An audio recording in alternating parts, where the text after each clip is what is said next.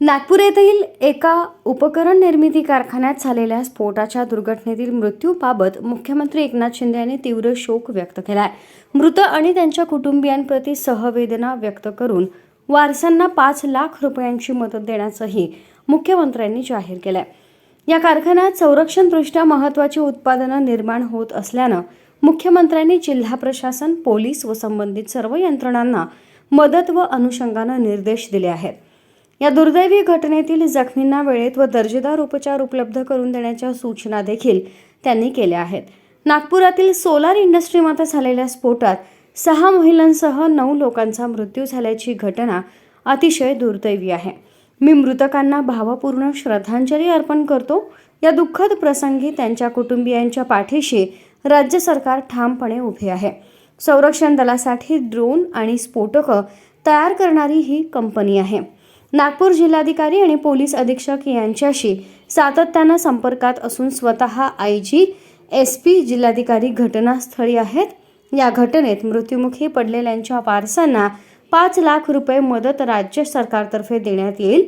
त्याला मुख्यमंत्री एकनाथ शिंदे यांनी मान्यता दिली आहे, अशी प्रतिक्रिया राज्याचे उपमुख्यमंत्री देवेंद्र फडणवीस यांनी ट्विटर X वरून दिली आहे. जो स्फोट झालेला आहे तो अत्यंत दुर्दैवी आहे. काही लोकांचा मृत्यू देखील त्या ठिकाणी झालेला आहे आणि मी स्वतः आता भेट देण्याकरता त्या ठिकाणी निघालेलो आहे. ज्या काही त्या ठिकाणी गोष्टी करायच्या असतील त्या करण्याच्या सूचना दिलेल्या आहेत. माननीय मुख्यमंत्र्यांनी मृतकांच्या कुटुंबियांना मदत देखील जाहीर केलेली आहे आणि एकूणच याच्या पाठीमागची कारणं काय आहेत ती कारणं शोधण्याचा आम्ही प्रयत्न करू. नागपूर जवळील बाजारगाव इथं असलेल्या सोलार एक्सप्लोसिव्ह कंपनीत स्फोट झाला. या स्फोटात 9 जण ठार तर 3 जण जखमी झाल्याची माहिती आहे.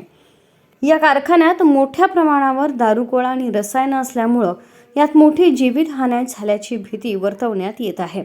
या स्फोटाची तीव्रता नेमकी किती होती याची अद्याप माहिती समोर येऊ शकली नाही.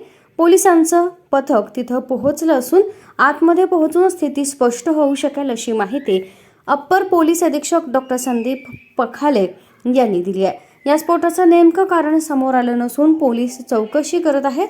आज झालेल्या स्फोटातील जखमींवर शासकीय रुग्णालयात उपचार सुरू आहेत.